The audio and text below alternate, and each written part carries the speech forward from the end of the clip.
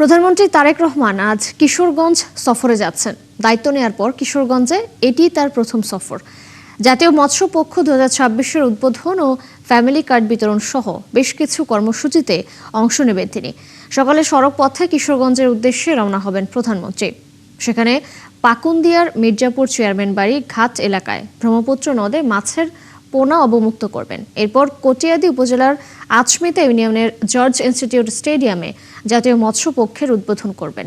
এ সময় প্রধানমন্ত্রী আরও কয়েকটি কর্মসূচিতে অংশ নেবেন। পরে শোলাকিয়া ঈদগাহ মাঠে উদ্বোধন করবেন বৃক্ষরোপণ কর্মসূচি।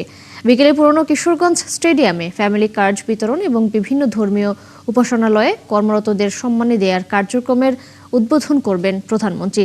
তার এই সফরকে ঘিরে কিশোরগঞ্জের নেতাকর্মী ও সাধারণ মানুষের মধ্যে তৈরি হয়েছে উৎসবের আমেজ। প্রশাসনের পক্ষ থেকেও নেওয়া হয়েছে সব ধরনের প্রস্তুতি। প্রধানমন্ত্রীর কিশোরগঞ্জ সফরের আরও বিস্তারিত জানাতে যুক্ত হচ্ছেন সহকর্মী সালেক হোসেন রনি। রনি, প্রধানমন্ত্রী ঠিক কখন নাগাদ সেখানে পৌঁছবেন? দায়িত্ব নেওয়ার পর এটিই তো তার প্রথম কিশোরগঞ্জ সফর। কি প্রত্যাশা করছেন এলাকাবাসী? সরকারের দায়িত্ব নেওয়ার পর প্রধানমন্ত্রীর এটি কিশোরগঞ্জের প্রথম সফর। কিশোরগঞ্জের পাকুন্দিয়ায় 11:30টার দিকে পৌঁছানোর কথা রয়েছে।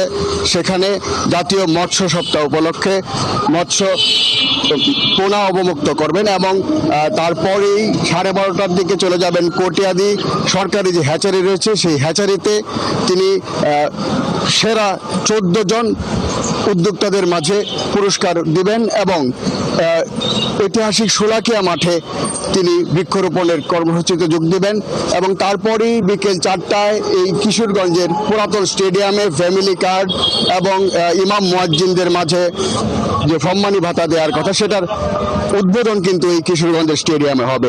এই আগমন উপলক্ষে কিশোরগঞ্জবাসী সহ নেতাকর্মীরা কিন্তু ব্যাপক উৎসাহ উদ্দীপনার মধ্যে দিয়ে তাদের সময়টা কাটছে এবং তারা খুবই আনন্দিত এবং উৎফুল্লিত। তারা ধারণা করছে এই কিশোরগঞ্জের যে উন্নয়ন ব্যাহত ছিল সেই উন্নয়নের যাত্রা আবারও শুরু হবে।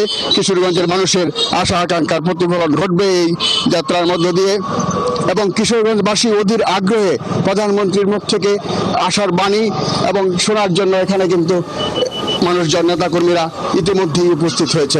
রনি, আপনি আছেন সেখানে, থাকবেন, খোঁজখবর রাখতে থাকুন। হয়তো পরবর্তী সংযোগে আবারও আমরা আপনার সাথে যুক্ত হব। দর্শক, প্রধানমন্ত্রীর কিশোরগঞ্জ সফরের খবরাখবর নিয়ে যুক্ত ছিলেন সহকর্মী সালেক হোসেন রনি।